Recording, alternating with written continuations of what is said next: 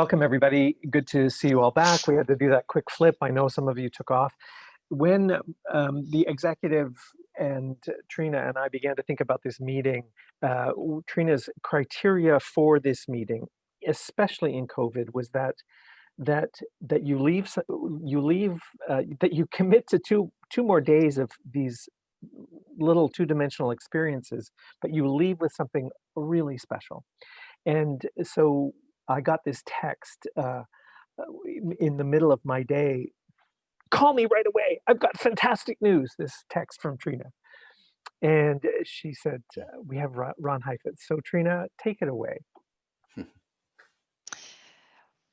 Yeah, so thanks so much to Ron for being willing to come here. Ron and I have been talking to each other for over a year about the possibility of doing some work. I initially had the conversation in the context of my previous role with leadership. And unfortunately, we couldn't make it work because of the cost of travel and time and all of that.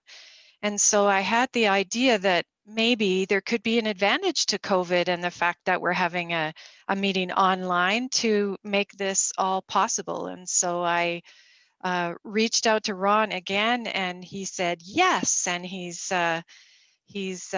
coming to us from Hawaii, so we don't have to tear him away from the lovely warm weather to be with us here in the rain. But we still get to benefit from his wisdom. And as we know from the last little bit of time we've had together, that even though we're not together in person, we can still achieve a lot online, and even a fairly significant degree of intimacy and depth. And so we're hoping that we can continue to have that experience together.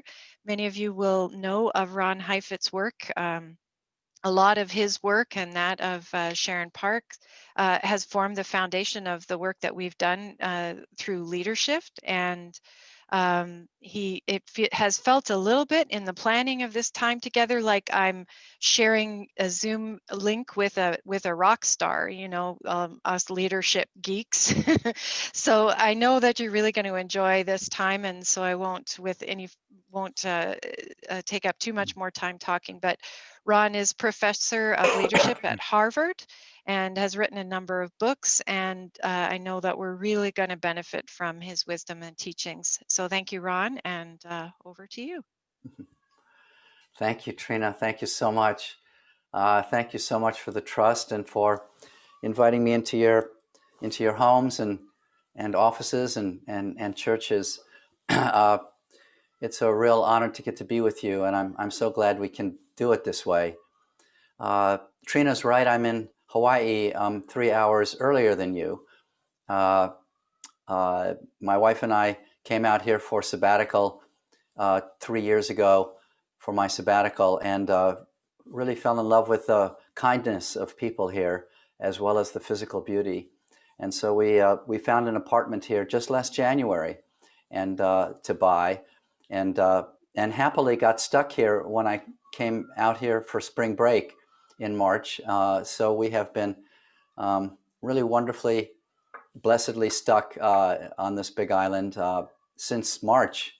And we expect to continue to be stuck here until there's a vaccine, which we anticipate at best won't be until next summer. So it's good to be with you near the Pacific Ocean. And I have the warmest memories from camping along the Pacific coast, having grown up in Los Angeles, and then at 19, driving with a buddy back in, it must have been 1968, I think, or 1969, 1970, up the coast of California, up to Vancouver, and visiting Vancouver Island, and then, your whole beautiful, beautiful British Columbia, all the way across the state, across the line to Alberta. So it gives me a lot of warm feelings to get to be with you, and very fond memories, and to share with you my work. I hope it'll be useful. I think I'd like to begin by telling you a little bit about my own journey in this effort. I started off as a doctor. My father was a great neurosurgeon, very creative man. He invented a lot of instruments that are used in neurosurgery. And he also wrote astronomy books, and and grew orchids, and did a lot of other different kinds of things, and was a real inspiration to me. So I thought that I would go into his line of work. I always liked working with my hands, and I like science. So, but I was a little late in deciding after medical school to go into neurosurgery, and was forced to take a year off before beginning my neurosurgical residency. Um, I thought at first I'd go into general internal medicine, and then because of that year off, I had two jobs that turned out to be, as Sharon Parks would say, formative experiences. The first was in a prison, the prison for New York City. I was the doctor for the prison all night long, each week from 4 p.m. till 8 a.m. And my job, primarily in the prison, was to was to uh, was to examine inmates as they would come in from the local jails. They often would be admitted into the prison during the night, during intake, and they were entitled to a medical exam upon intake. So most of my nights were spent examining inmates as they would enter into the prison. Once in a while, there was a medical emergency to take care of, but that was unusual because most people coming into prison are young. And that changed my career, that experience, because the patterns of social illness were so obvious, so glaring. And having grown up in the late 60s and early 70s, demonstrating and, being involved in activism of one sort or another, these patterns spoke to me. Nearly everybody coming into the prison was poor, and nearly everybody coming into the prison in New York City was Black or Hispanic, Latinx, as we would say today. And in various ways, they were sort of doing justice against a whole life experience of various kinds of injustice. Uh, and that made me want to start doing doctoring at a systemic level, at an aggregate level. I still feel very much like I'm a doctor, except I feel like I'm trying to help people treat communities, and in organizations of various sorts. So that began a 5-year process of gravitating, of migrating out of medicine altogether. On the way out, I finished a degree in psychiatry, finished my training in psychiatry. I left surgery because I thought psychiatry would give me more tools to bring to bear to think about people and social systems, family systems, group systems, and then to scale it up to larger kinds of social systems. During that same period, I had another formative experience right after the prison. I, um, I took a job on the other side of the moon, in a way.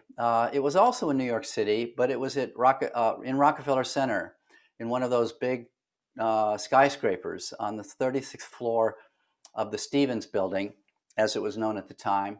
They had a clinic, it still exists actually, called the Life Extension Institute, which also gave regular physical examinations to people. But this time, these were corporate executives, corporate CEOs and senior vice presidents of companies who were also entitled to a medical exam, but not by law, by their fringe benefit package. And they would come into this clinic, and they'd spend a full morning or a full afternoon going to the blood letters and the cardiogram people and the x-ray technicians and so forth. They'd fill out a checklist of potential symptoms, and then they'd come and see a doctor for 5 or 10 minutes to do a quick physical exam. And I found this really interesting because I was 28 years old, and I had at the time a long beard and long hair. This was 1978, 1979.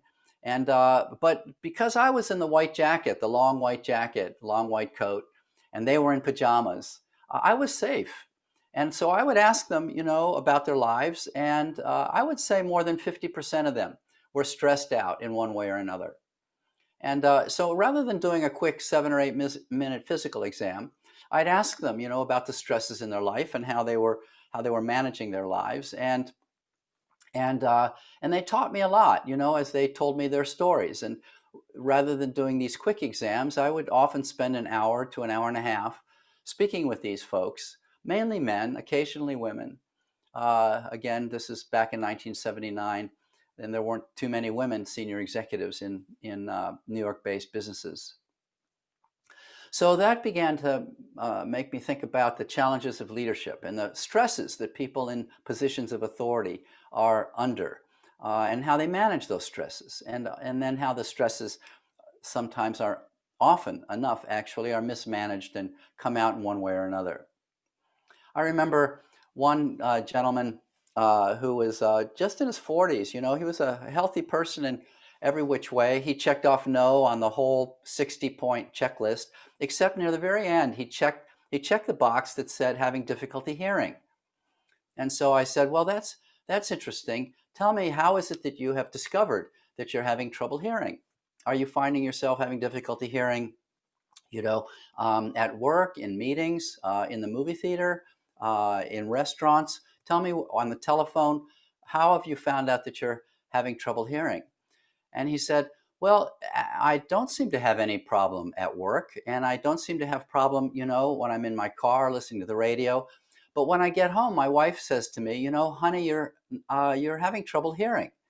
And so I laughed and I said, okay, well, I don't think this is a medical problem.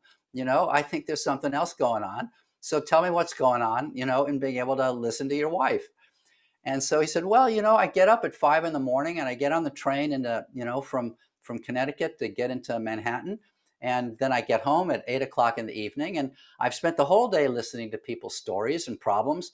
And I get home and my wife has spent the whole day sort of, you know, doing various kinds of activities with the children and you know, and volunteer activities. She doesn't work full time. She works in the house. And so when I come home, she's really eager to talk, and I'm kind of torn out, kind of tired out. So then we had an hour conversation about, you know, how's he managing the balances of his life? And is it worth what it seems to be costing him, which is the juice and the richness and the intimacy of his marriage? And that was a good conversation, and it was an interesting conversation. And it was conversations like that that got me to think about leadership and the challenges of leadership. And then leaving medicine through the route of psychiatry to then come to the Kennedy School, where I teach, the Kennedy School of Government at Harvard, to think about public policy and politics and the challenges of being an authority figure in public life. And I was lucky. The school was new and it was willing to take a chance on a young psychiatrist, musician. I was also a musician. And let me experiment with developing a curriculum in leadership. Back at the time, back in 1980, when I or 82, when I first came to the Kennedy School, 82 and 83, there were no places to get trained in leadership in pretty much anywhere in the world. The only institution in the United States that actually had a department of leadership education was the military academy at West Point. The Army believed it couldn't afford the luxury of believing that leaders are born and not made. It had to be able to potentiate, you know, and to take the talent that they had and potentiate that talent and develop people to be able to practice leadership. And so they were thinking about it and started opening this department just around the same time when I had begun to think about it. So I had to kind of design my own training program, for which psychiatry was the first step, and then this degree at the Kennedy School was the second step. Now, the wonderful thing about the school that I then was able to land a job is that the Kennedy School has a very large mid-career program. We have students from 97 different countries on any average year. And they come from all walks of life. They come from business, they come from government, they come from many nonprofit organizations. Some of them have held quite senior positions. Some of them are younger, in their late 20s, and and have had a few years of experience. And that enabled me to teach in classrooms with people who had a lot of case experience, so that it wasn't going to be the blind leading the blind. You know, if I had been teaching undergraduates, they would have believed what I said, and I didn't know very much. So it would have been the blind leading the blind. But these were people with a lot of vast experience and from all over the world. And so I designed my courses to draw on their own cases rather than present formalized cases or just have them learn in a more didactic way. And because they challenged me every day with real cases of leadership success and primarily leadership failure, I had them focus on failures routinely because I want to desensitize people to failure. Because in leadership, you fail every day, and you've got to be able to take corrective action and learn quickly from your mistakes, and then improvise with the next trial and the next possibility. So their cases gave me a chance to develop theory out of the multitude of cases that I was having the opportunity to listen to and to try to help with. And then in addition to that, over these 37 years since I began teaching at the Kennedy School, I have also been invited to many different environments around the world to provide advice, to listen, to train, to provide some education. And that's given me a chance also to enrich this body of theory and practice in thinking about the practice of leadership. So that's really what I want to share with you today, the lessons captured from all the different kinds of case experiences that I've had the opportunity to be privileged to listen to over the course of my career. I always love it when I get a chance to talk to people in religious life. It's a very special opportunity for me because the question of purpose is not, I don't have to sell people on the importance of purpose. I don't have to sell people on trying to live up to a higher set of value propositions. And although I'm not a very learned man in regard to Bible, I've enjoyed dipping into the Bible periodically, across the course of my life, and enjoy also learning from our shared history as from the Jewish and the Christian tradition. Of course, Jesus was one of our boys, so I feel very close to your tradition, and wish that there hadn't been so much painful and regrettable political history over the last 2,000 years that gets in the way of us being able to learn together and share wisdom and be enriched by the development of each other's traditions over the last 2,000 years, as each of our traditions have continued to evolve and develop and be enriched to figure out how to help people live good and righteous lives. So, that's where I come from, and it's an honor to be a Jewish person invited into a Christian community to help you think about things. So let me tell you what it was like for me when I entered into this field, or better to say, non-field of leadership studies. Most of you went to university. And when you went to university, you studied various areas. You might have studied psychology or economics or mathematics or biology or, literature. Each of those departments in a university is called a discipline. And it's called a discipline because it has disciplines. It is disciplined.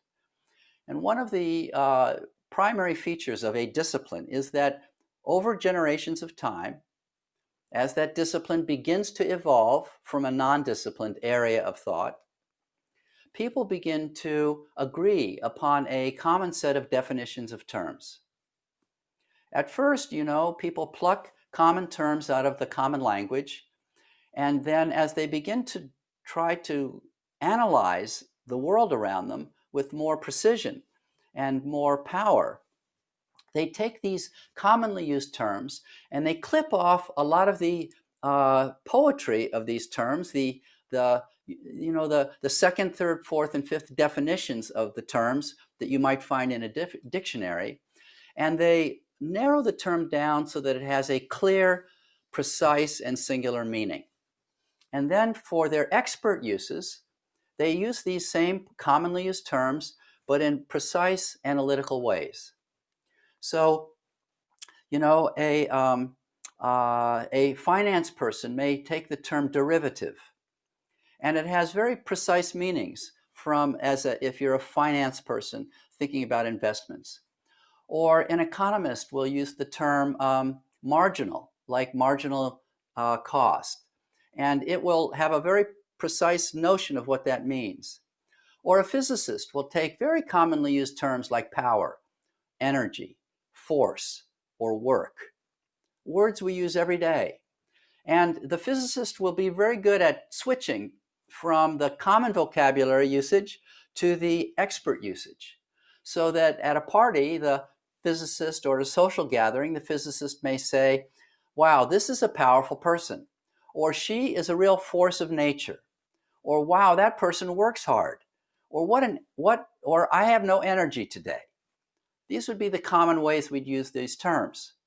But in the laboratory, the physicist defines those terms in much narrower, precise ways. You know, force is what it takes to make a mass accelerate, you know, at a particular rate of acceleration. And work is how much distance you can get that mass to accelerate, and so forth. So one of the properties then of a discipline is this disciplined use of language, so that language begins to have precision and then helps people distinguish this from that. You know, it's like the classic example most of you probably know, that the Inuit who live in the Arctic Circle have different words for ice and snow because they use snow every day. You know, and there's certain kinds of ice that you build a house with, and other kinds of ice that you have to cut through in order to fish, and so forth. So that's what I'm talking about. Now, the area of leadership studies itself is immature. It is undisciplined. And a lot of my career has been devoted to creating more disciplined use of language. So I'm going to use words today in a more narrow and, you know, precise way, different than the common way words are used. And so when I began to enter this area of thought back in 1983, and I read lots of books on the subject of leadership, you know, history books and different social sciences, business books, I found that people were using very basic vocabulary, you know, kind of like for a physicist, words like power and force and work are basic terms of vocabulary. Leadership thinkers were using basic terms: leadership, management, authority, power, influence, citizen, follower, member, in very different ways. If you brought 10 leadership scholars or thinkers or people like me who write books all in the same room, and you ask them, how do you put these pieces of the puzzle together?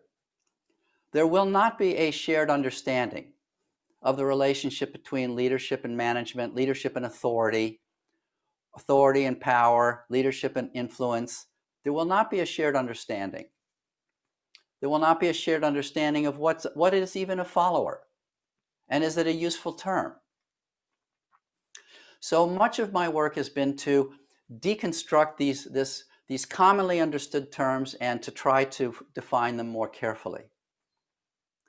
So what I found right away is that there are some common assumptions many of us carry that are not useful, that are misleading. And the first common assumption is that leadership is a set of personal characteristics. So that we end up trying to identify, here are the key traits of a leader. This is what you need to do to be able to be a leader. As if being a leader were a static thing. It turns out that there have been innumerable studies, I mean, countless studies, thousands of studies, to try to assemble, here are the key characteristics of a, quote, leader. Many of those studies in order to identify a quote leader, find people in high positions of authority, like CEOs. Or one study studied the head of gangs in Chicago back in 1938. Studies people in positions of authority. It could be the authority figure in a gang, it could be authority figure in politics or in business, and it tries to then say, what do these folks have in common? The problem with that pursuit is that you rarely can find the key characteristics because different contexts call for different constellation of skills and abilities. And moreover, that when we do begin to define some really essential qualities or abilities that we want people to have, it turns out that these abilities are not specific to leadership. They're useful in lots of walks of life. It's sort of like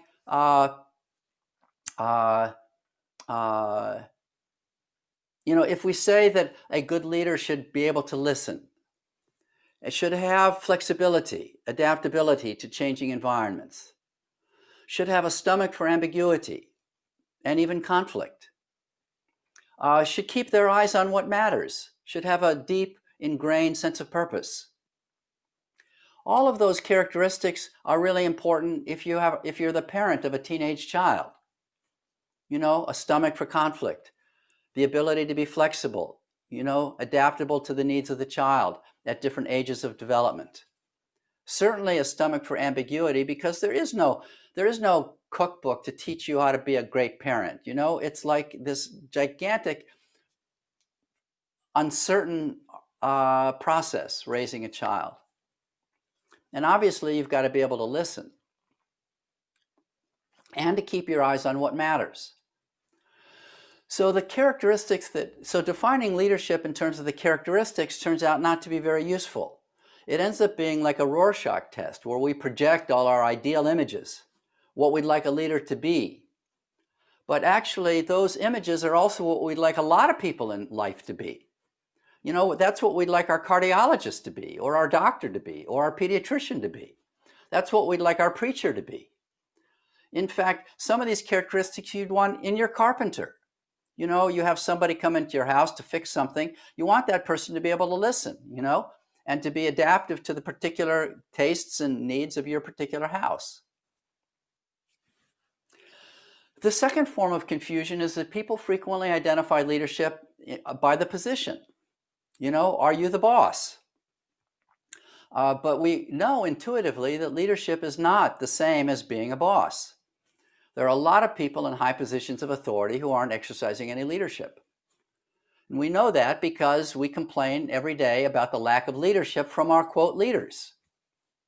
In fact, we have a major election of world significance in the United States in just over 2 weeks. And it's an election in which many of us feel deeply that the quote leader of our country has been misleading the country for the last 4 years and is dangerous. Now, some people think he's great and the previous person was not leading the country, was misleading the country. The point is that leadership is clearly not the same as authority. And yet, if you pick up a newspaper article or most books on leadership, those books will equate leadership with authority. In our common usage, we talk about the leadership of the company, the leadership of the parish, the leadership of the government, the leadership of the city council, the leadership of a school system, when we're actually talking about people in positions of authority. Whether or not they lead from that position of authority is another matter. They may lead from that position of authority or they may not. And so the second place where a lot of leadership studies has focused is on what are the tools of leadership in terms of authority and power and influence. And to the point where simply having those tools makes you, quote, a leader. And I think this is a big mistake, an enormous source of confusion. So where I've anchored the term leadership is not the personal characteristics, it's not in the tools you bring to bear, it's on the work to be done. And I think this may sound strange at first, but when you think about any trade or any craft or any professional line of work, that professional line of work is defined by the work, the kinds of problems that person is solving. You call a person an electrician not because they have good hands or because they have tools to do electrical repair. It's because they're fixing electrical problems. That's the kind of work they do. Those are the kind of problems they solve. With those very same skilled hands and those very same tools, they could almost be a carpenter. A carpenter is defined by working with wood and building houses and structures. But with those very same hands and those very same tools, they could be a piano maker or a violin maker or a sculptor or a cabinet maker. And then if you said to a cabinet maker, you're a carpenter, they would say, well, yes, but I'm a fine cabinet maker. They'd want to distinguish because they're solving a different kind of set of problems, applying the same skills and tools, but differently. And same thing when you go to a doctor. You go to a doctor because they're working medical problems. And if you need a cardiologist, you go to a person who works on heart problems. And same thing with a person who works on kidney problems, or a person who specializes in children. You'd call them then a pediatrician. And same thing with an economist or a preacher. What kinds of problems does a preacher solve? What kind of work does a preacher do? So what kind of work is leadership? For what kinds of problems do we need leadership? Because clearly there are an awful lot of problems in our lives for which we don't need leadership. You need a good car mechanic. You need a good doctor. You need a lawyer. You need an economist. You need a financial expert. And that's where I then anchor the subject matter of leadership in the work to be done. And so then I raised the question to you, what is the work of leadership? And I found it very useful to draw a distinction along a spectrum between two different kinds of works. And indeed, we find this spectrum of different kinds of works exists in many different professional areas and in many different even trades or crafts. This spectrum of challenges falls from the highly technical, in which we have the know-how already. The expertise has already been developed. We build from historical tradition and advances in the past to come up with the proper organizational design and the proper technology and the proper training programs, so that at this point in time, in our current day, we know how to take those problems and solve them. We can put them in the grinder and grind away, and out comes the product that we want. And it turns out that there are an awful lot of problems every day that are of this sort, technical problems. But there are also problems that we face that are problems that require new capacity, where the changing environment or our evolving values causes us to need to develop new capacity. And those kinds of challenges in which people have to learn new ways, people have to discover things, people have to sift through what to carry forward from the past, but what to leave behind. These kinds of challenges I call adaptive challenges. And I use the term adaptive because starting off in medicine, starting off in science, I think there's so much to learn from studying the beautiful design of evolution. I think that one of the brilliant, maybe one of the most brilliant windows into God's genius is evolution itself. To have designed a system that can learn on its own, that can continue to evolve, where you don't have to make everything happen in micro, where it begins to happen on its own and even learn on its own. What genius, that system. So there are design parameters, features that we can learn from evolution when we ask ourselves, how does an organism take the very best of its history, of its competence, of its DNA, and yet somehow rearrange a small part of its DNA and also innovate so that it can take the best of its kind into the future in order to meet the changes and challenges of a new environment. That process we see in nature, and it has three basic tasks. What DNA do we want to conserve? What DNA are we going to discard? And what innovation will enable us again to take the best of our history forward? And we see this all over nature, because in the great design, God did not do zero-based budgeting. In order to get to human beings, God didn't start over and over again. God kept tinkering and building from what was already working. So, for example, the chemistry that will enable you to convert food to energy, when you go have lunch in a little while, is the same basic membrane chemistry that was first developed by bacteria 3.5 billion years ago with the very beginning of life. The genetic code that helps our cells replicate every time you scratch yourself and it needs to repair, and those skin cells have to replicate themselves, the genetic code hasn't changed in 3.5 billion years.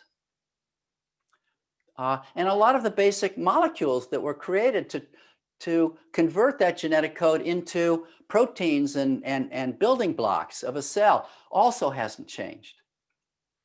So, human beings, with the extraordinary range of adaptability and capacity we have, 99% of our DNA is the same as a chimpanzee. So you only change 1%, and yet look at the new transformational set of functionalities that we have compared to a chimpanzee. I mean, we can be with each other right now. So this becomes then an important set of insights nature does in trying to understand what does it mean for people to hold each other through adaptive challenges, to accomplish adaptive work, to succeed in finding new ways to survive and thrive in changing contexts. And that's why I use the term adaptive rather than simply critical problems or wicked problems or problems requiring transformation or innovative problems. I use the term adaptive because it's a metaphor that enables us to draw a lot of lessons from nature.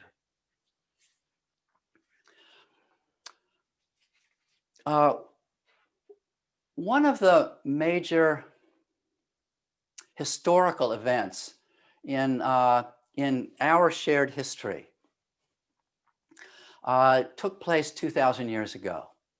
And it's really a beautiful example and a very painful example also of adaptive work at play by people with enormous wisdom and patience and commitment.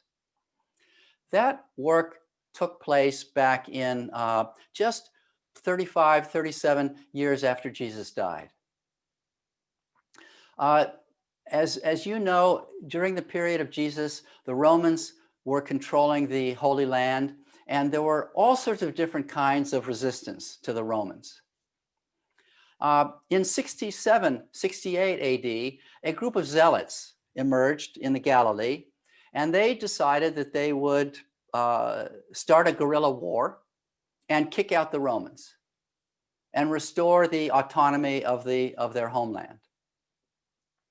So they started a war, and valiantly they fought and annoyed the Romans, and finally retreated to some of you may have visited, a hilltop, a plateau in the Judean desert overlooking the Dead Sea, just south of the Dead Sea, called Masada. And they retreated 800 people, but the Romans, of course, these were engineering geniuses. They literally built a ramp up to the top of the hill. It took them more than a year. And on the eve of being overtaken by the Romans, they tragically committed suicide.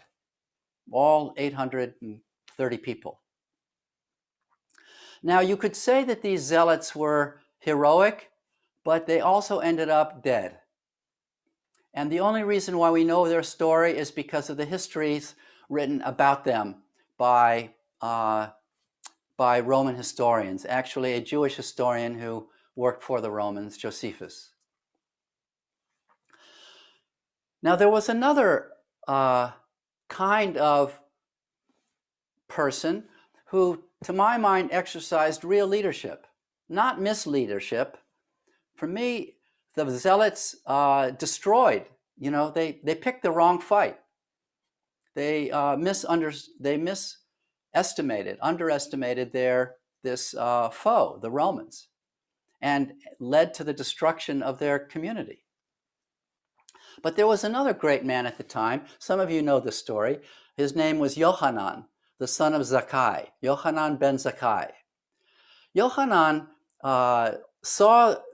lived at that same time when the city of Jerusalem was under siege by the Romans during this fighting. And he decided that the only way to save his people was to start a school. So he smuggled himself outside the walls of Jerusalem in a casket. That was one way to get past the guards, because dead people were buried outside the walls of the city, as you know from Jesus' story. And he went and spoke to the Roman governor and asked if he could have the authorization to build a school. And the governor said, "Sure, we like education. We don't see that to be a threat, so we'll let you start a school." So Yohanan ben Zakkai started a school just south of what's now Tel Aviv, in a little village called Yavne. Some of you, again, know this story, so I hope you can indulge me in telling it for those of you who don't. He then brought together many of the elders of his day, the other learned people, rabbis, and he asked them this extremely painful question. If we are going to render our people portable so that they can survive exile, diaspora, for many, many generations, we have to redefine what it means to carry on this faith. So we have to ask ourselves, what's essential? What's expendable? And what innovation will enable our people to thrive, even spread? And this question is a painful question, because it's wonderful to talk about what's precious and essential to conserve. But it's very painful to have to decide what to discard, what to eliminate, what's no longer serviceable. And so when he asked this question, the leadership was that he had the question. He didn't have the answer. What he created was the structure, the schoolhouse in which that answer could evolve over time through discussion and dialogue. So those rabbis argued. They argued for more than 100 years. And they came up with 4 significant innovations. More than 4, but at least 4 very significant innovations. The first innovation was they had to ask themselves, what will be the sanctuary? The sanctuary had always been the great temple. For more than 1,000 years, there was the great temple. It had been destroyed, but then rebuilt, and by the time of Jesus, that temple, the second temple, had been there for 500 years. And then the previous temple for 500 years before that. So, since the days of Solomon, as we know. So, what's going to be the sanctuary? Because all religious life was organized around the great sanctuary. You had a whole priesthood and many, many, many laws devoted to the functions of the priest around the sanctuary. So what will be the sanctuary? And what will be the role of the priests? So this was a hard question. I mean, imagine telling the priests that they're now obsolete. You know, I did some work once for the Episcopal Church and the Archbishop of Canterbury and the House of Bishops, for the House of Bishops. And I said, well, you tell me, what's it like now? You're the Pharisees. You know, what's it like to be the priesthood? Of course, the Pharisees actually weren't the priesthood. That's a mistranslation. The Sadducees were the priests. But in any case, you know, what do you do when you tell the priests that they've lost all their functionality? What will be the sanctuary? So the brilliant innovation was to take a physical structure, the sanctuary, and turn it into a social structure. So the new sanctuary became the family, because they figured the family will always be an essential unit.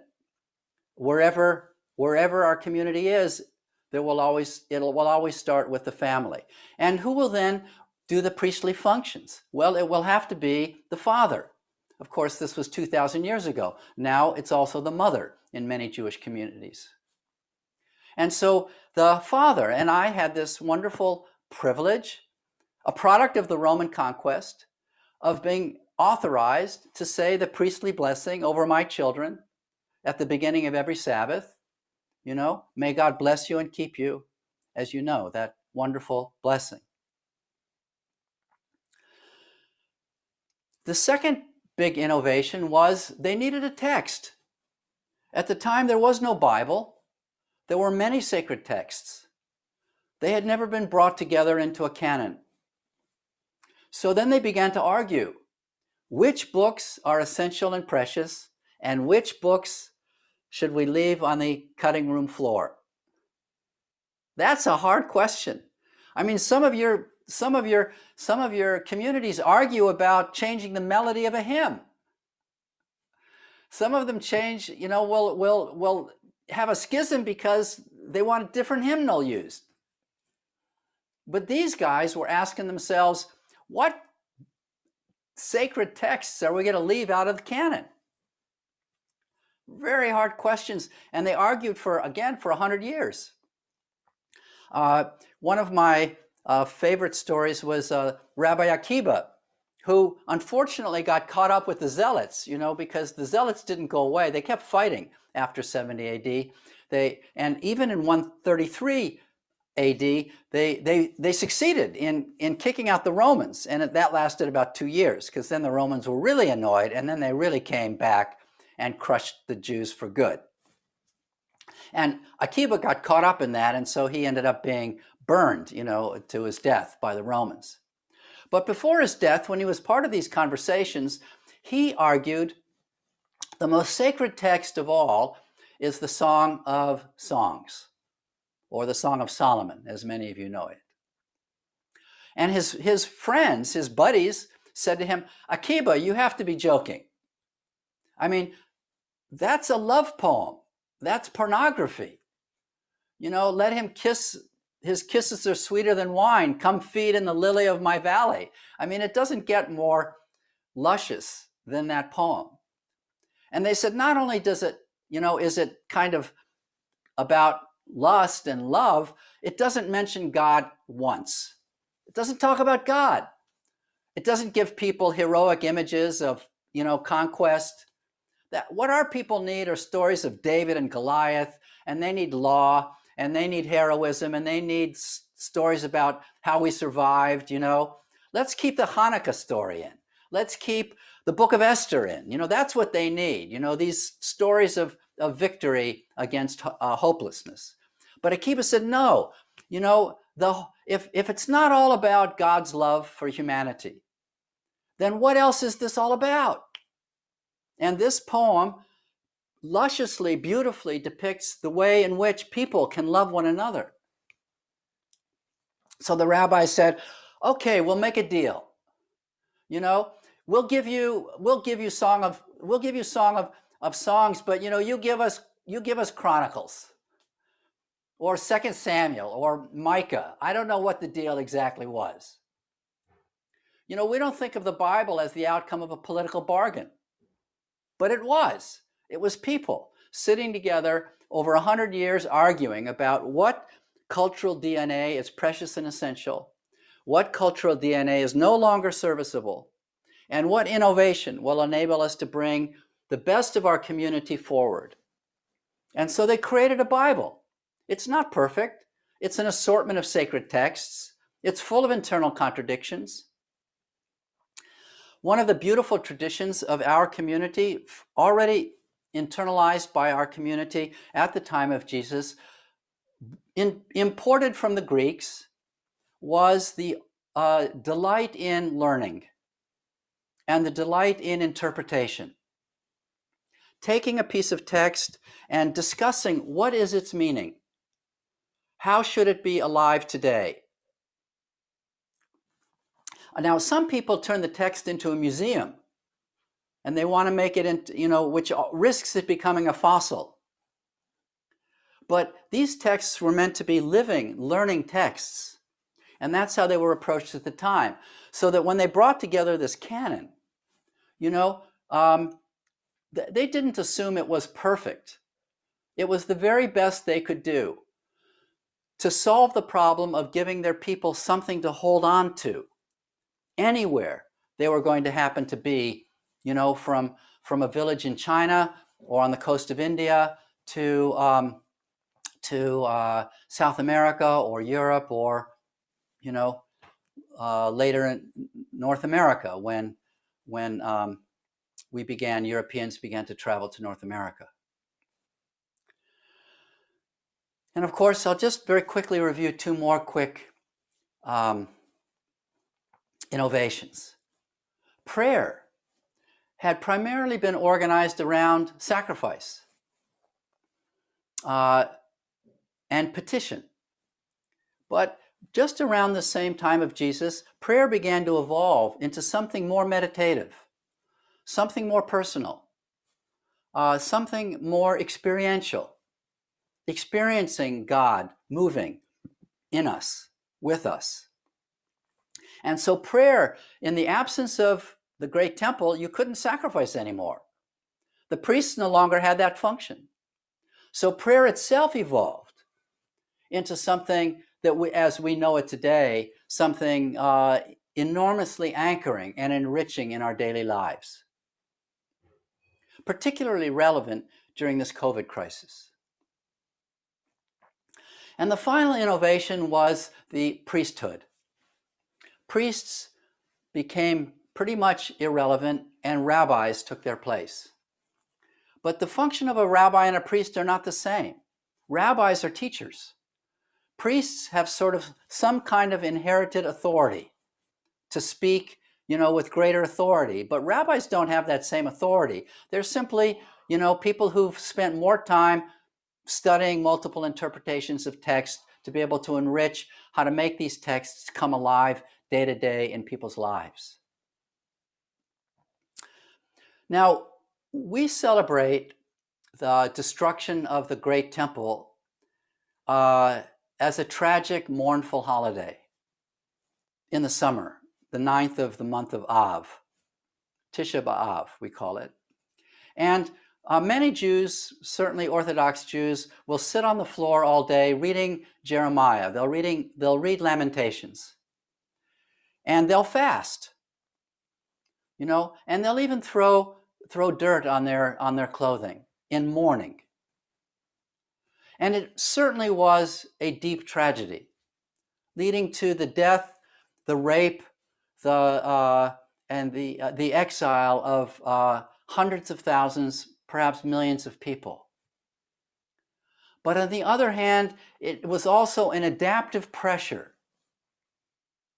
that forced the Jewish community into adaptive work that then generated a set of innovations and a set of harsh strategic questions. By strategic, I mean prioritization. What's really precious, but what's expendable? Clarifying our identity, clarifying what really matters and what really is peripheral. And that process, that pressure cooker, that crucible, would not have happened if it hadn't been forced upon us. But because of the wisdom of this Rabbi Yochanan, who created a schoolhouse for deliberation, for raising these harsh questions, what's essential, what's expendable, and what new do we need to create? We would not have developed the adaptability that we have as a Jewish community, and I think also enriched the Christian community, enriched the world in the various ways we have to carry forth our particular form of our collective, shared tradition.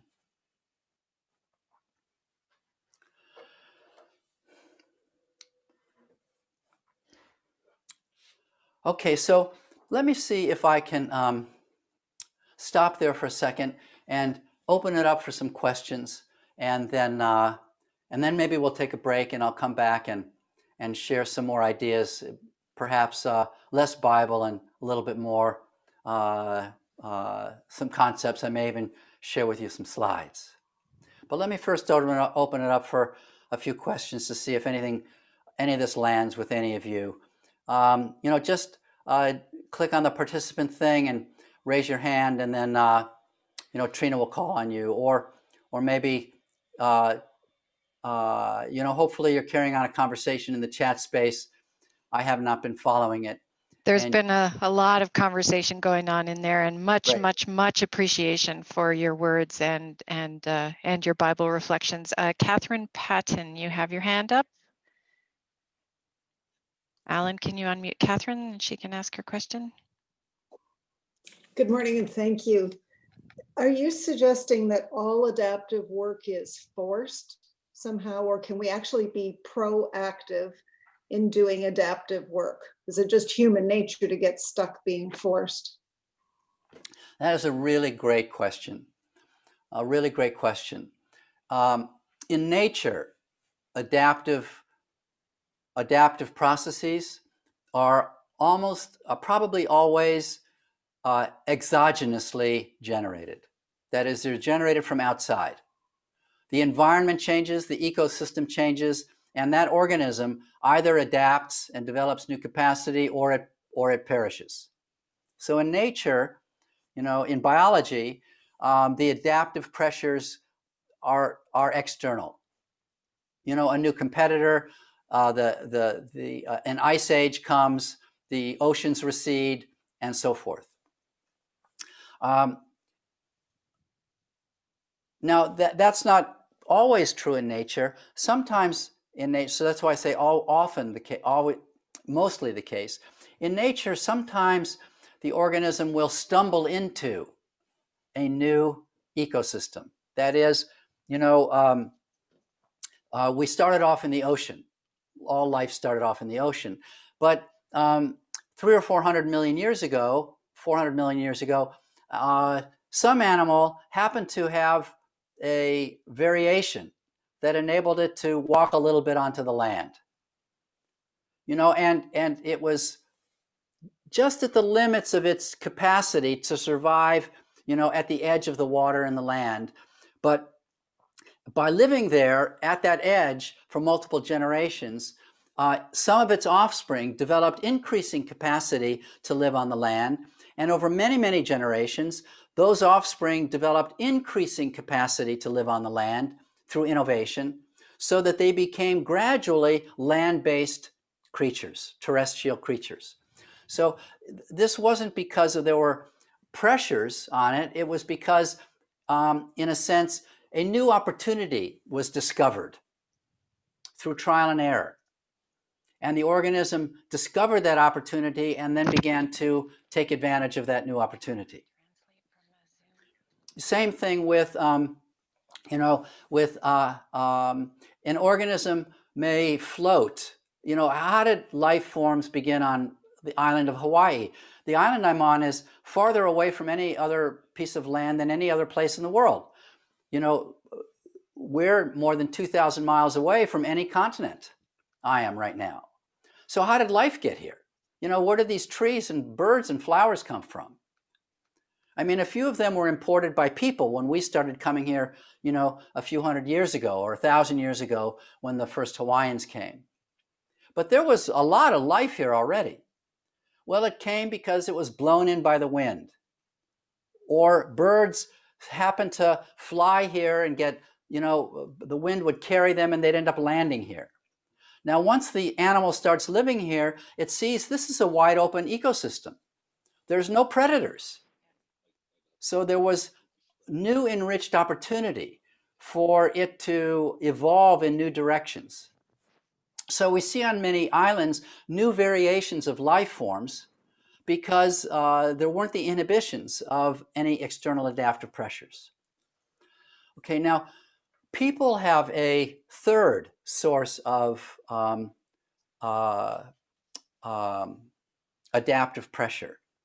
The adaptive pressure isn't coming from a new opportunity to exploit. It's not coming from a change in the ecosystem. It's coming from our own internal conflict as we evolve our own internal values. Because in nature, the objective in nature is reproductive success. And the organism that can reproduce successfully in a changing environment and gives offspring that can reproduce successfully, gradually over time begins to be the dominant organism in that environment.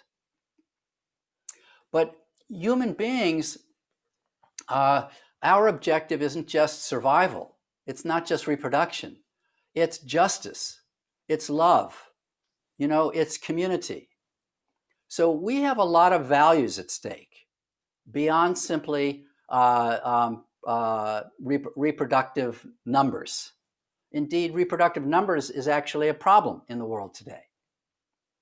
So then we begin to form communities. Let me see if you can you see this flip chart?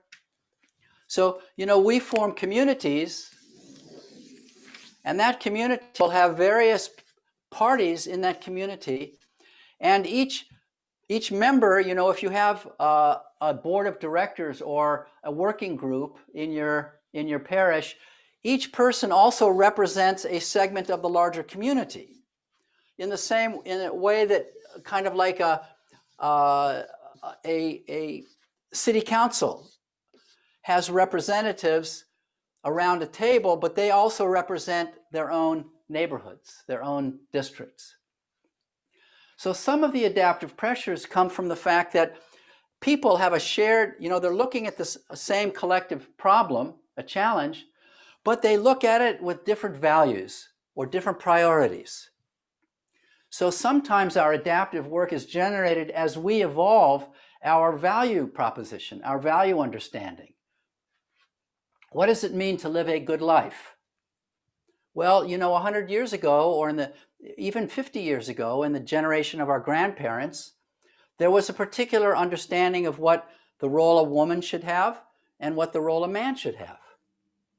But now that's evolved because we have been rethinking, do these classical role structures work? Do they enable each individual to thrive? Do they benefit the community as richly as they might if you exploited all of the talent in the community rather than just segregating the community into more limited functions? And same thing with issues of race, for example. So many of our adaptive pressures are endogenously generated. They're generated because we end up having conflict within our own communities.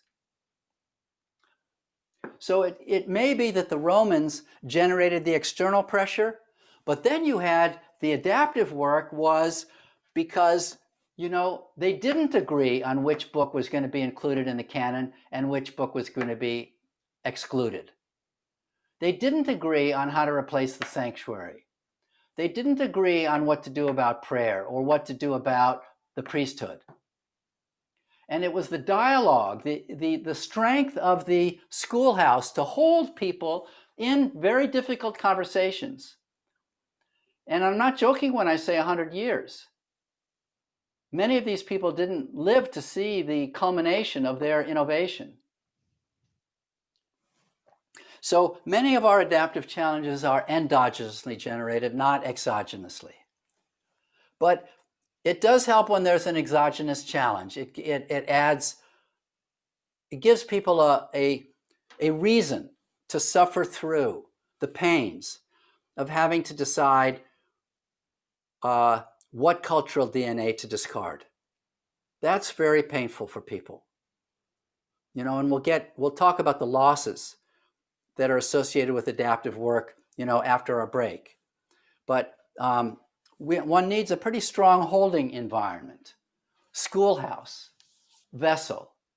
You need a strong pot to cook in so that we want industrial strength pressure cookers, not weak pressure cookers, in order to hold people in conversations in which there's natural conflict because they have different points of view on what's essential and what's expendable. Does that begin to answer your question, Catherine? Or, yeah. Okay, thanks. Next question. So there's a lot of comments in the chat. If you have a particular question that you want me to forward on to Ron, can you actually flag that in the chat so that I know if it's a comment or a question? Because I'm having a little trouble discerning that. But John Clement has his hand up, so we'll go to him next. Ron, thank you very, very much. This is becoming more clear to me all the time. I first just wanted to make a little comment. The only body of writing I'd done in this area was a William Bridges, who talks about transition and that's a nice book. Change. And you're widening it. But he calls the change is circumstantial. So that'll be external. You've just enriched on that. Two other areas, with two other sources of change.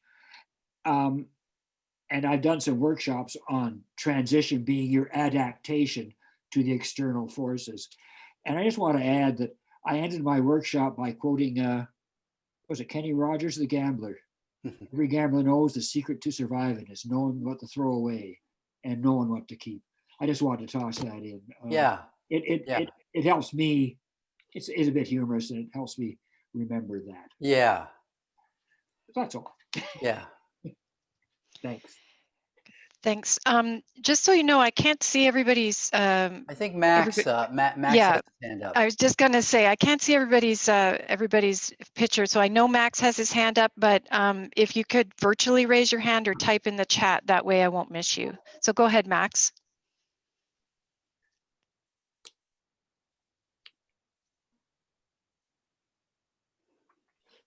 You have to unmute yourself, Max. You're still muted, Max. Max, you're muted. Can you hear me? You're trying to figure it out. I can't find them on the list. What's you did it. List? There. Okay, now I got it. Now you're good. Now I got it. That's okay. Great. My big question is, in the Christian world, the biggest conflict that we have is to look the Bible as the word of God. Yes. In my personal opinion, I look the Bible about a word about God, not the word of God. Because like you said, I have read 5 times the Bible to the entirety. And it's the more lustful, vengeful, raised book that you can ever read it, which is despite a God that is not the one that we want to believe. So what is your appreciation about that part, please? Yeah. You know, I'm not a learned man, and I'm not a theologian, so I can only tell you my point of view. But I think that I think it's a blessing that there are 4 Gospels, because really that's part of our interpretive tradition. None of the Gospels has the full truth. You know, 2 of them say that Jesus, in his last words, you know, said, you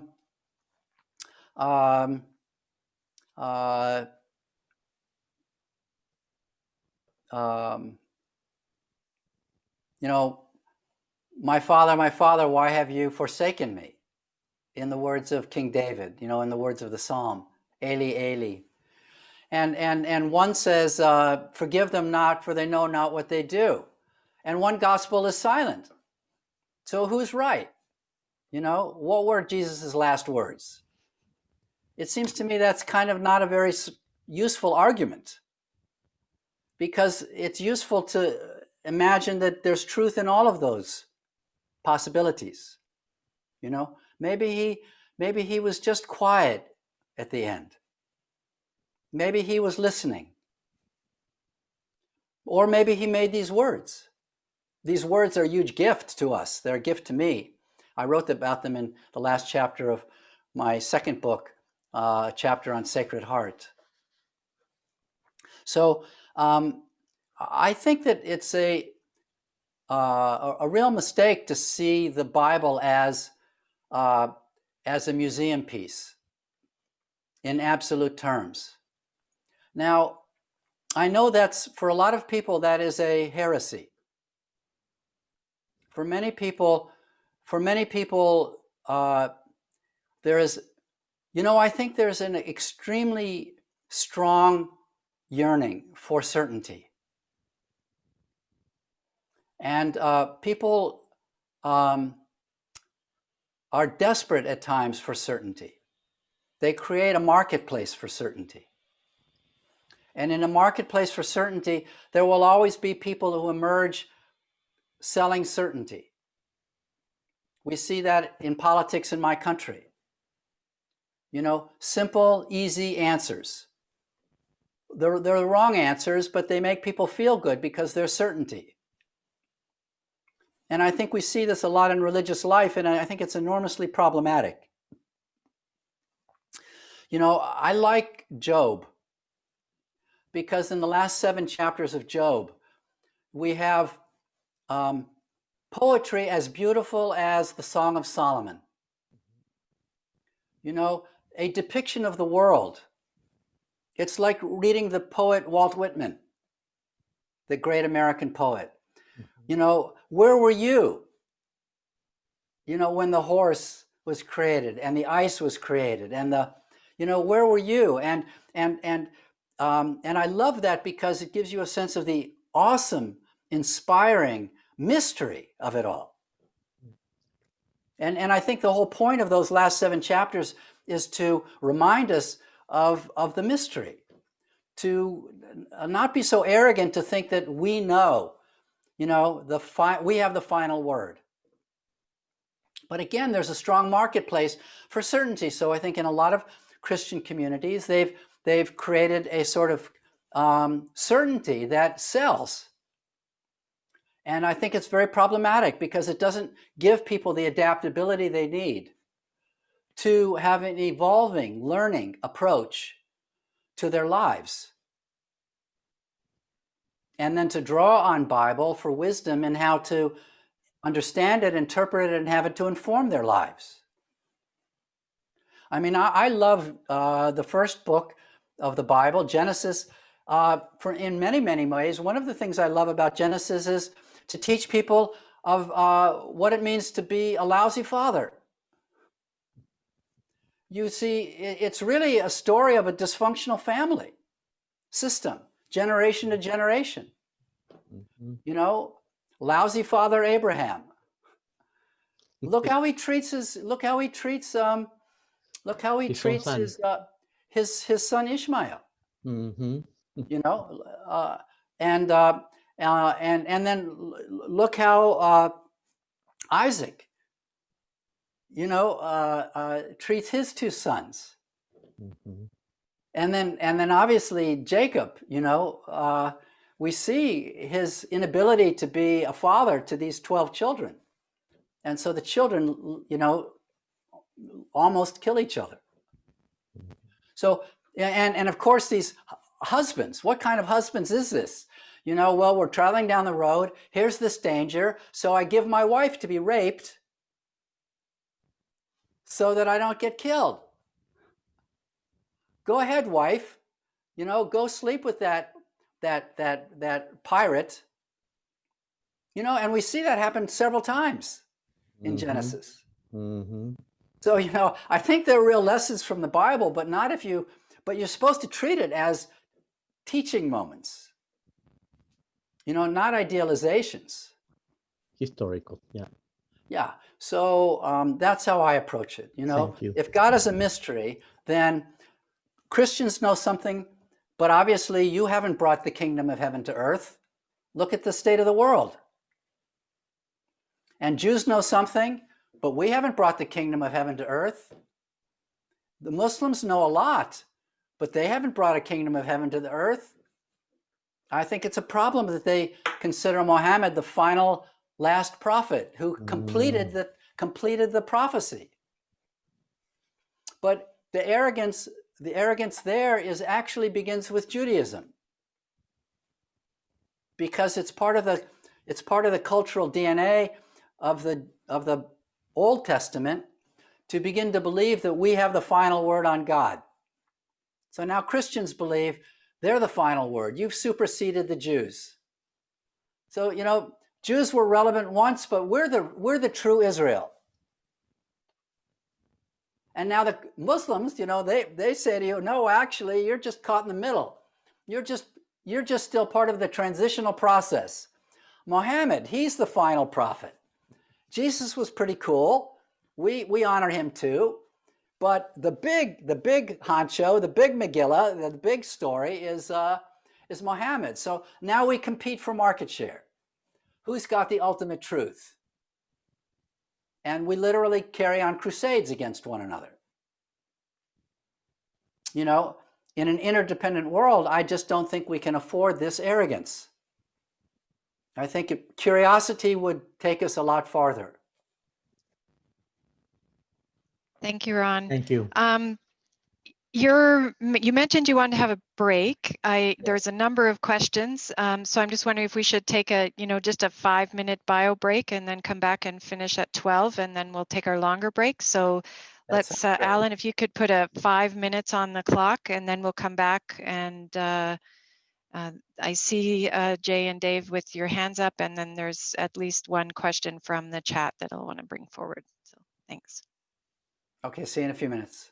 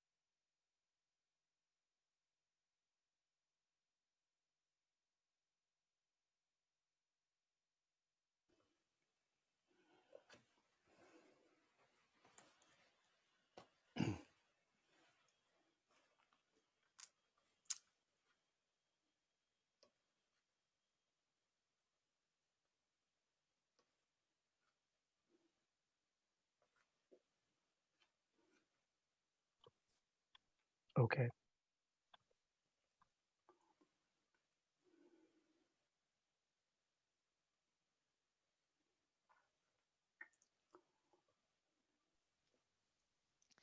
Okay, everybody, welcome back. Your 5 minutes. Ron, are you there? I'm here. Can you hear me? Perfect, thanks. So there were a number of questions that came to me in the chat from several people just wanting to talk about the container, the pressure cooker. Are you going to go back to that later, or do you want to just say a little more about that? Why don't I talk about it a little bit now, just to make sure doesn't get lost later. So if we think about an actual pressure cooker on a stovetop, the point of a pressure cooker is that it can withstand a lot of pressure inside. It's got to be strong. Now, what makes it strong is that it has bonds. Bonds of metallic bonds that hold, molecule of steel with molecule of steel, or iron with iron, or aluminum with aluminum. And these bonds, called metallic bonds, are so strong that that's what makes that particular material that we call metal so strong, is those particular bonds. Now, in a human social system, we also need bonds, cohesive forces that'll hold people together against the divisive forces that would cause them to fly apart. And adaptive work generates often divisive forces because people don't agree on what needs to be done. They don't agree on what's essential and what's expendable. They don't agree on the innovation.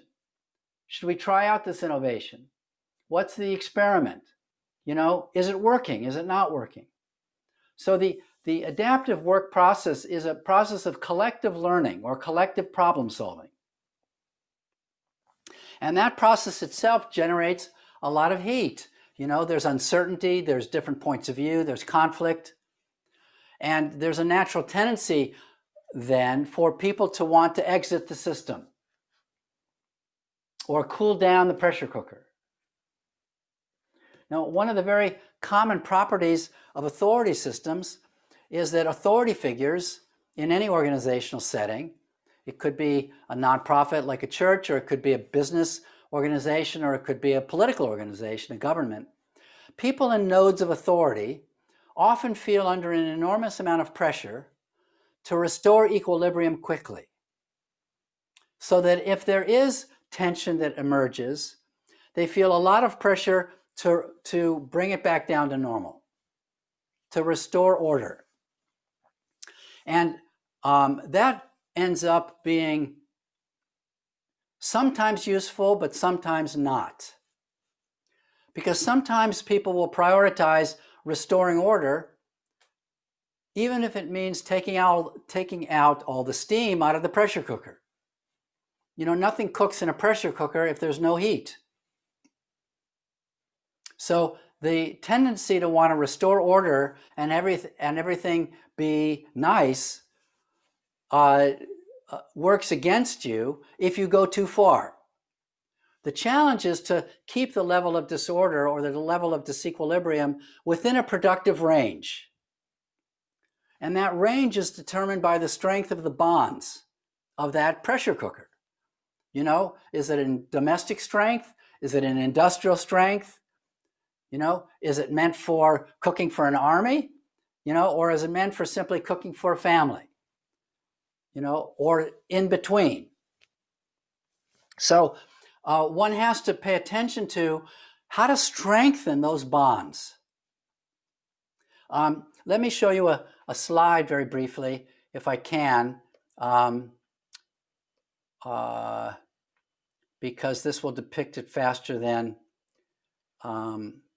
my being able to write it. Can you see that slide yet? Yes, we can see it. Okay, so let me expand it. Okay, and now that's not the slide I want to show. this one is. Okay, so this slide looks complicated, but let me walk you through it. It's not so complicated. You know, on the left side where time begins, when time is 0, we're going along, life is working and calm.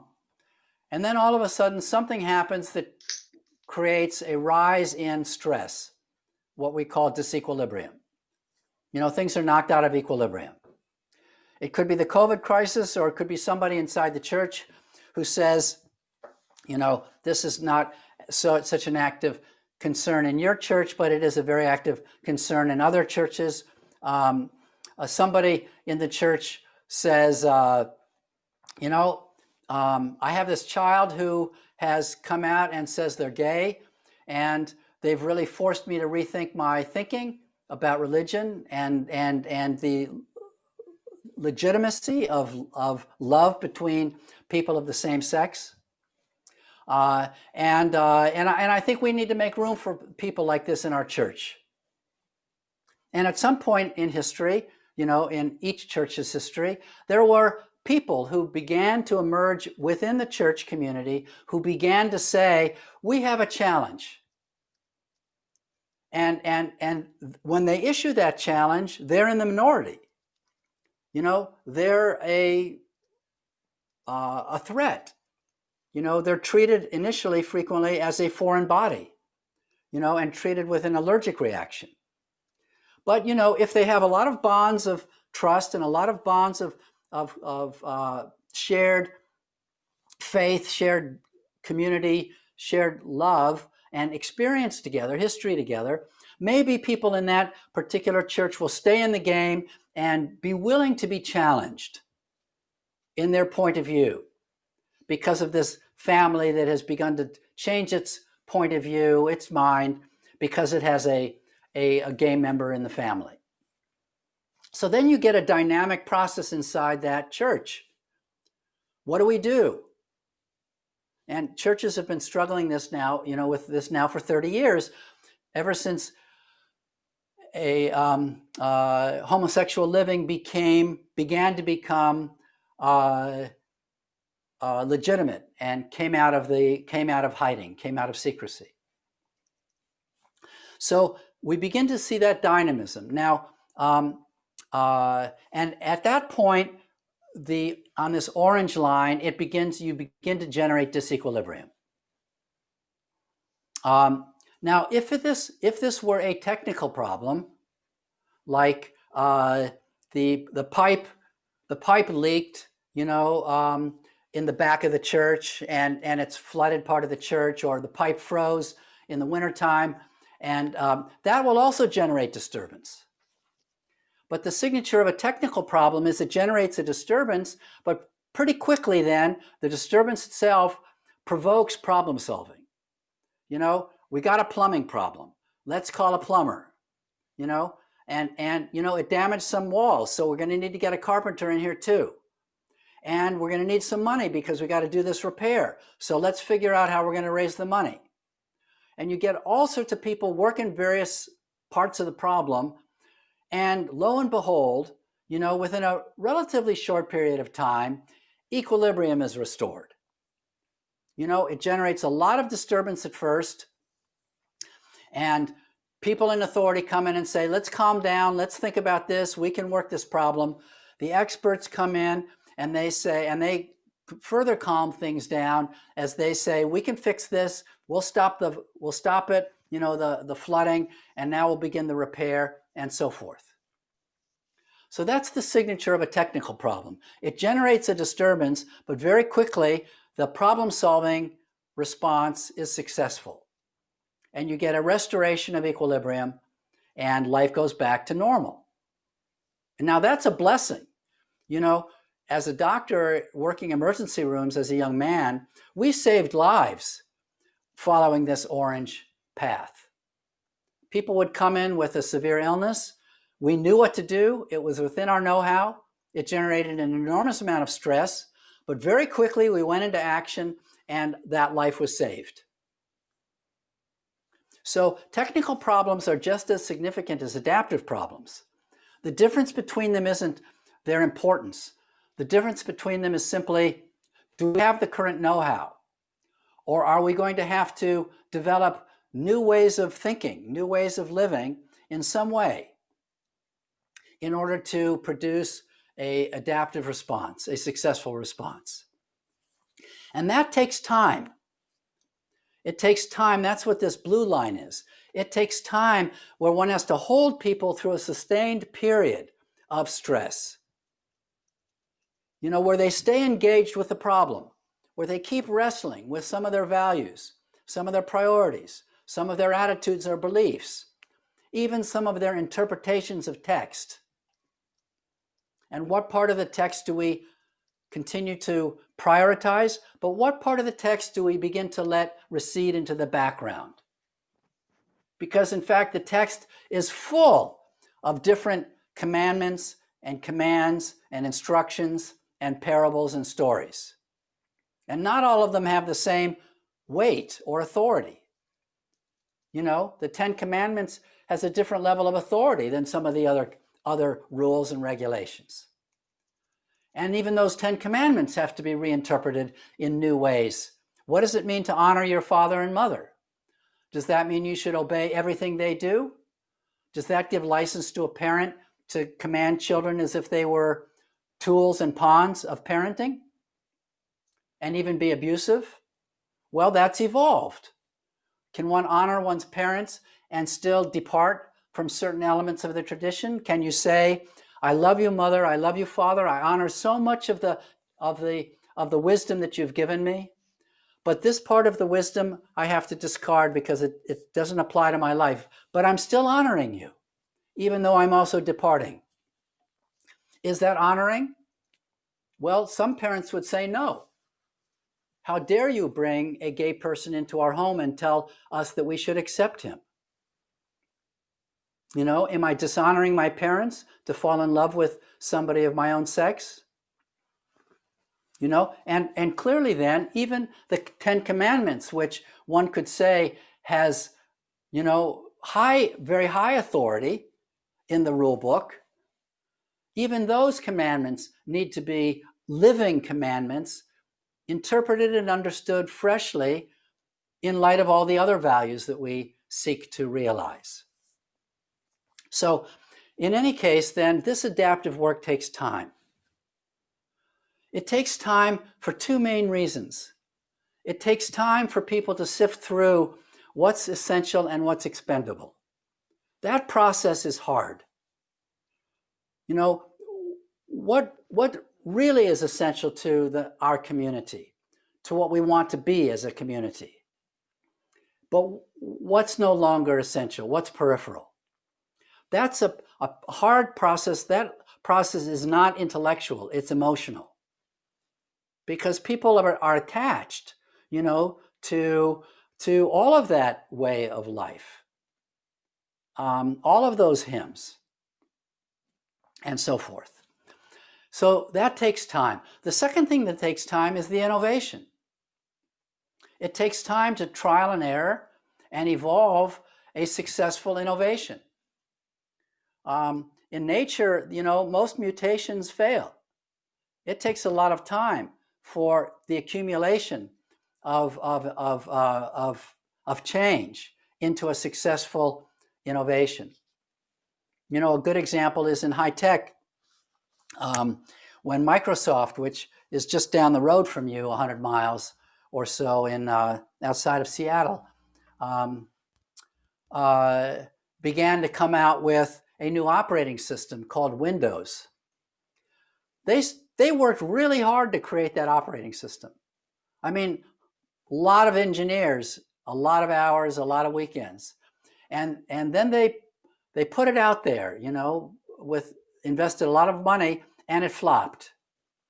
Version 1.0. Terrible disappointment. But they didn't quit. They kept tinkering and revising. 1.1, a lot of excitement. Maybe this will work. Fails again. 1.2, fails again. 1.3, fails again. 1.3.3, fails again. Finally, after going through a lot of new versions, they come out with a big new version, 2.0, fails again. And then it failed all the way through all the 2-point versions. Finally, they got to version 3.0 and it began to succeed. And as we know now, it's dominant in the market. But it took a lot of patience. It took a lot of time to develop that innovation. And a group of engineers had to sustain people through a prolonged period of stress, success and failure, disappointment, and then hope, and not losing faith until they finally achieved the new adaptation, and then equilibrium was restored, but with a whole new functioning capacity. So the challenge then is to keep people in a productive range of stress. If there's not enough stress, they're not going to learn. I mean, if the first thing that happens when the gay family comes into the church and says, we want to be accepted, if the first thing that happens is that they're kicked out or that the church splits, no work gets done. Now everybody's gone to their separate vessel, and now we're just living in separate homes. We've seen that a lot in different denominations, and Christianity, of course, is the story of that process of people not being able to stay inside the church and continue to work on adaptations and refinements and innovations within the community, so they split. So the challenge then is to create a strong enough bonds of trust that will keep people in the game of the tough conversations, over time, during which, again, they sift through what needs to be discarded, what's really essential, and then trial and error experimentation to develop a new innovation. Now, how to strengthen those bonds of trust? That's a really great question. I analyze these bonds on 2 dimensions. I analyze them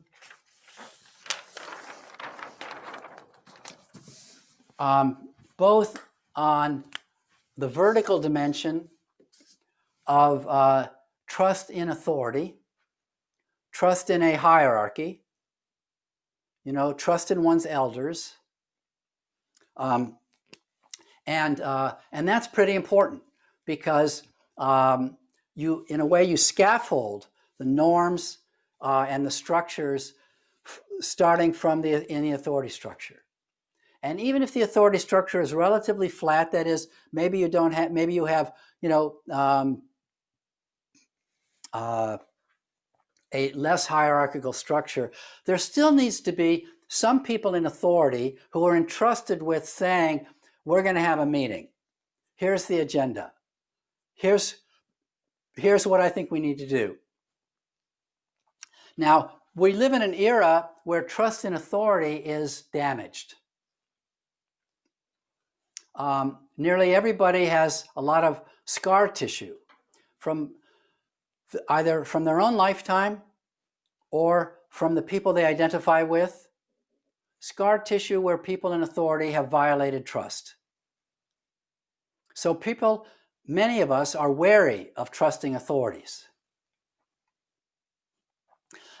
Sometimes these violations of trust are at the highest levels by, politicians running governments, but frequently they're even these scars begin to accumulate even more intimately in our own lives because, we were abused by an uncle or abused by a parent or molested or incested, or, in school, a teacher was abusive, or in our first jobs or summer camp, the counselor was abusive.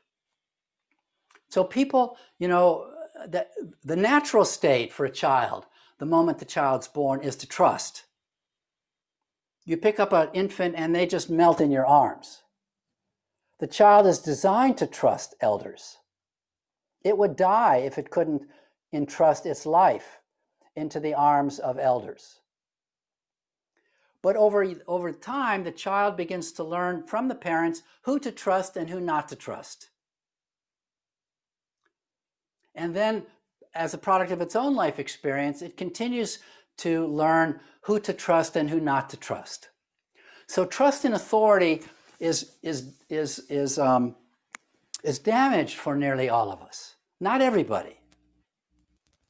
At the beginning of one of my classes a few years ago, I asked my routine question. How many of you, it's a class of 120 people, again from around the world, how many of you have ever experienced violations of trust by people in authority?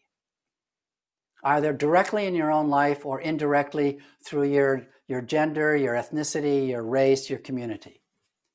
And nearly everybody always raises their hand. A few years ago, though, somebody did not raise their hand. And I looked at him and I said, wow, you're a lucky camper. What's your story? And he said, and he was a white man from New Zealand, and he was just lucky. You know, he had always had trustworthy teachers and trustworthy family, and he was now a diplomat, and the government was trustworthy. You know, and as you know, because you're part of the same Commonwealth, New Zealand is they're doing pretty good. Like the Prime Minister now, she's very cool. I mean, she's been amazing. 3 major crises, handled it with incredible poise, you know, at 40 years old. A volcano, a massacre, and, you know, and now, of course, the virus. So trust in authority needs to be repaired. And if you want to strengthen the holding environment, the vessel, the pressure cooker, we need to pay attention to how to strengthen and repair the distrust, to speak to the distrust, to empathize with the distrust, to understand the validity of the distrust, and then also to ourselves be trustworthy,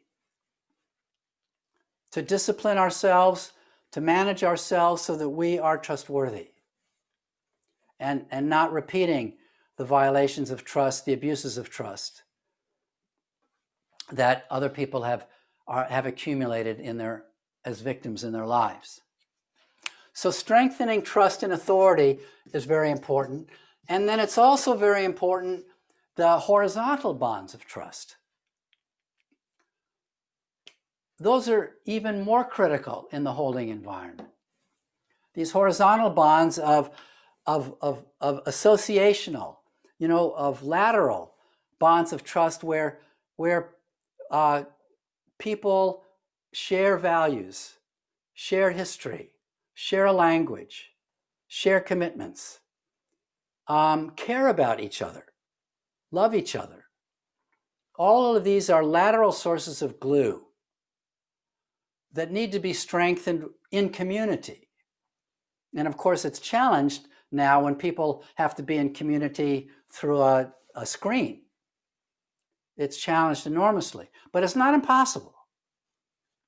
You know, and so that's how I would begin to think about strengthening the holding environment. How to strengthen the bonds of trust in authority, and how to strengthen the bonds of trust, affiliation, affection, love, commitment, values, experience, you know, between members of the community. That was a long-winded answer. I hope it began to answer your question. Thank you. So we're coming up on lunchtime, so hoping that we can get 2 questions in before 12. So let's go with Dave first. Okay, great. Dave Morse. Yeah, hi, thanks, Ron. Hey, Dave. Just in this, talking about the container and the stresses that we feel inside, values and whatnot, one of your kick in the pants writings that caught me off guard was about the nature of change. We often talk about it as creating grief, and the United Church has talked about that a lot, but you also said in change, disloyalty. You're pressing against disloyalty in people.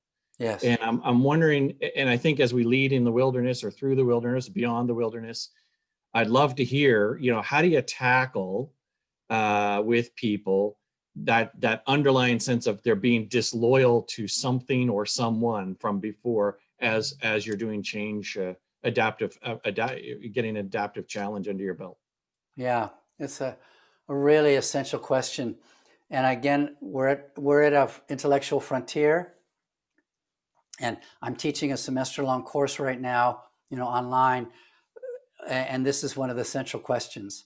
How does one renegotiate a loyalty with people who we've internalized because we identify with them and they're part of our identity? We are a man, or we are a Christian, or we are a, Canadian, or we are a Red Sox fan, or we are a whatever. But from the moment we're born, we begin to internalize various identities through the people with whom we identify. The word identity and identify, that's where identity comes from, is from the people with whom we identify.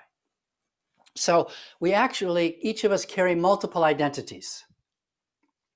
Again, I've just listed several. Professional identity and the school you went to and so forth, the village you live in or the neighborhood you live in and so forth. Each of those become part of our identity, and each of those identities anchor us into different communities, sometimes overlapping community. The identity of son or daughter or sister or brother or father or mother or aunt or uncle. Each of those are identities that link us to people. Some of those people are in our social life. Some of those people are in our professional life. Like I am a teacher. I identify with teachers. I work in a school of teachers. I identify with those teachers, and they have a call on me because the identification with them means that I don't want to disappoint their expectations. I want to be successful in their eyes. So, and so forth. So in my professional world, I have identifications. In my social world, which is the largest set, my friends, my family, my community, I have a lot of identifications. And I also have identifications in this third world realm or domain we could call the ancestors. And those ancestors also have a call on us because we identify with them. And so now, every time a person goes through life and all of a sudden has to make a departure, it may simply be it may be they're going through life and they have to make a 5% departure. Not a 180-degree departure, but just a 5 or 10% departure from tradition. So like I took my son on a baseball trip when he was 13. He's now 32 years old. But I took him on a baseball trip when he was 13 for 3 weeks in the summer. We traveled across America to going to baseball games, and he loved baseball. He wanted to be a baseball player. And in every park, we bought a baseball hat. And that was kind of a souvenir. The very last park we went to was Yankee Stadium in New York City.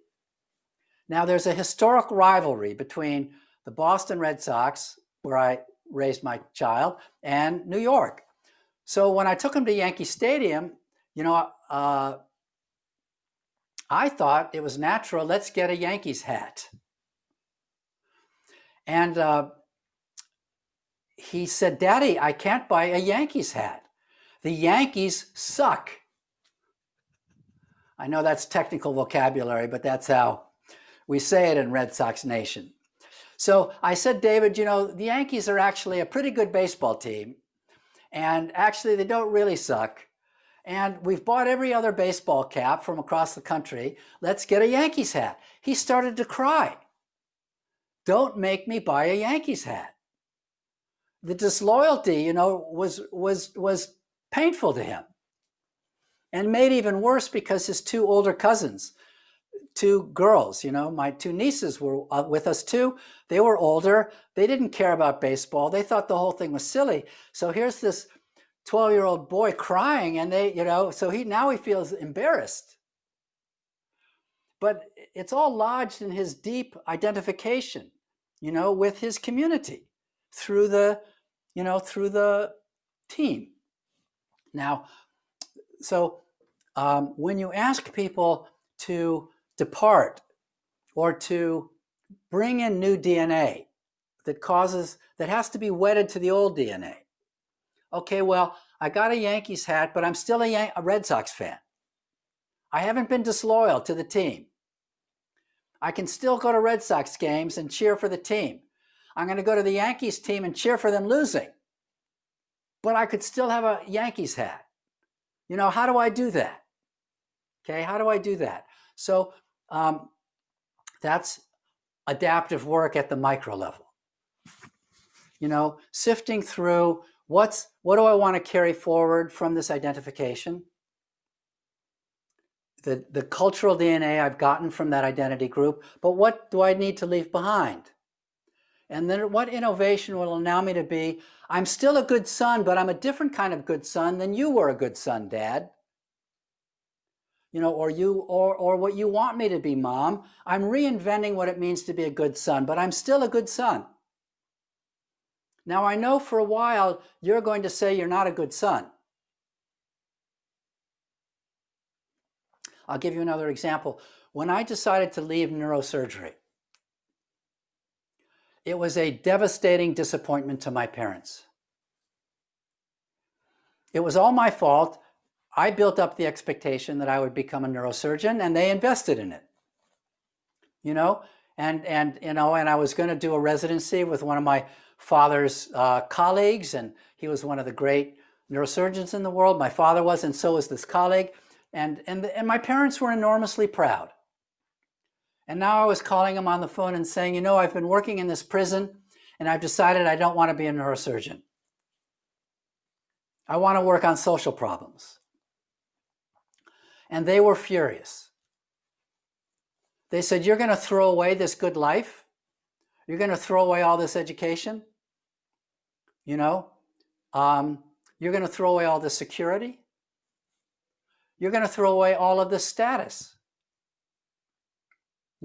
Status is important if you're a Jewish family coming out of, anti-Semitism of the 1930s in Chicago or Nazi Germany. My mother grew up in Nazi Germany.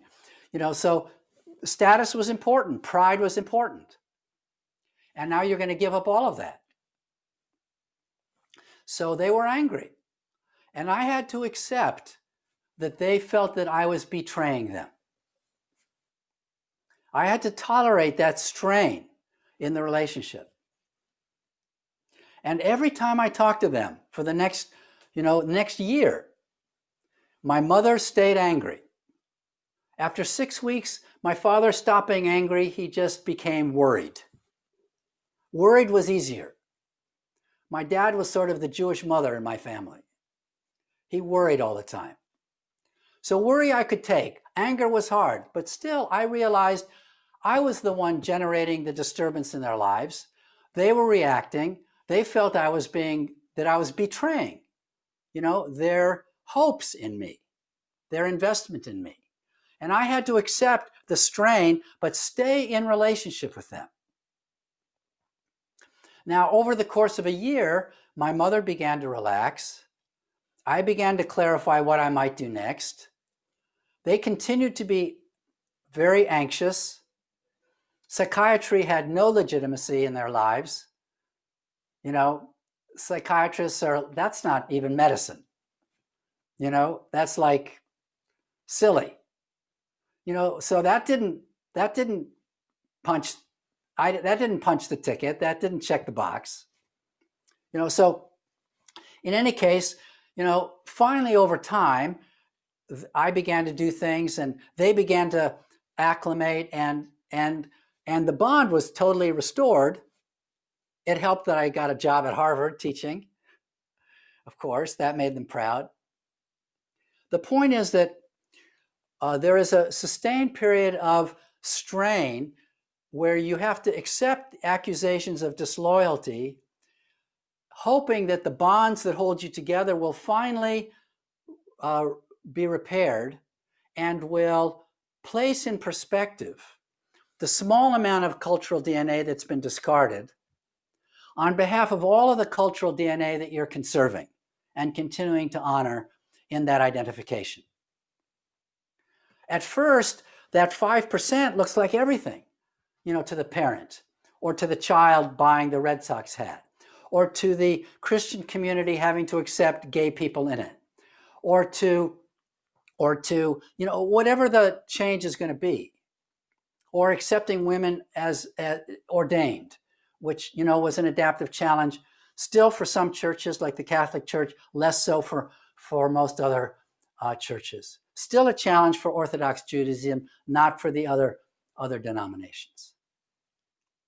So yes, part of the losses that we have to appreciate is, and then we have to help people renegotiate those loyalties so that they can still stay in community, even though there is a strain in those relationships for a period of time until that loyalty is once again refashioned and renewed. Does that begin to answer your question, Dave? There's more to say, of course. Thank you, Ron. So I think we're at time. I've had an offline conversation with Jay, so we'll bring her question to your next session. Okay.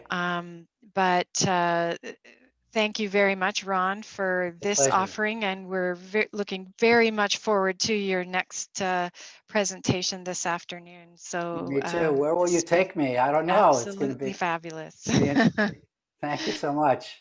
Okay. I look forward to seeing you. Have a good break. Okay, thanks. So before we go for break, we want to show a retiree video into your lunch. And Blair, I think you've got some announcements.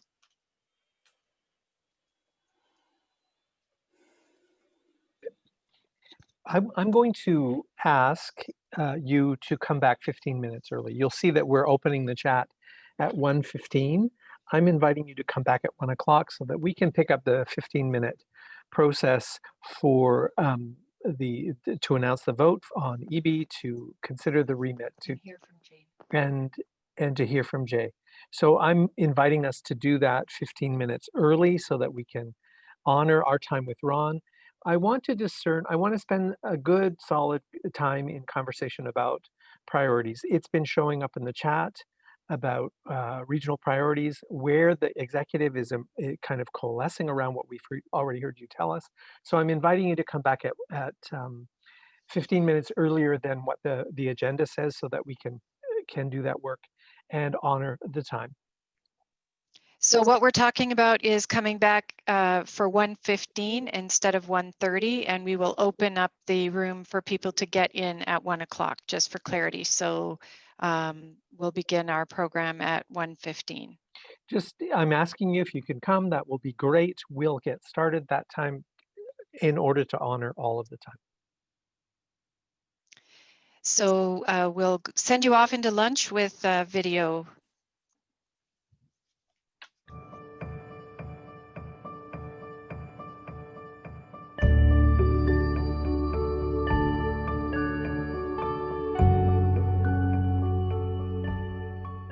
It's all about presence. And one of the most important things I've learned in leadership is really that it's all about presence, the presence of God, and being present to people. More so in many ways than it's about the doing. And it sounds so simple, yet, for us and for me, because I can only speak from my own experience, it's easy for me to forget. Yet we know it's the way of Christ. We know it's countercultural, and we know it's countercultural in our day too. But sadly, it can sometimes be countercultural in the church setting as well. We talk about it and sing, "Come and find the quiet center," and where 2 or 3 gather. But it's easy as leaders, and it's easy, again, speaking for myself, to get caught up in the busyness of the demands and expectations of the job and the programs and all the things that are coming our way and the new technologies that are coming our way, and not to mention our buildings and our traditions and our faith communities. And each of them has its place. I'm not cutting down one or saying that it's wrong. But I guess for me, the part really is to not forget, to remember to come back to center, to come back to where our hearts are, to come back to presence, the presence of God and being present to those around us. I was just very much reminded as reflected on this question that this is our story, one of the primary and central stories of our faith. We've been this way before, crossing through the wilderness. We think of our ancestors in the faith, but our hearts and spirits have been this way before. So the words I guess I offer you sort of as what they're worth, please accept them or not as you feel led, as you continue to lead at this time. In the midst of all the busyness, remember to be still, be present and listen. Your heart and spirit know the way. They know the way forwards. Listen to your inner teacher, and all shall be well, as the saying goes, all manner of things shall be well. Thank you for listening.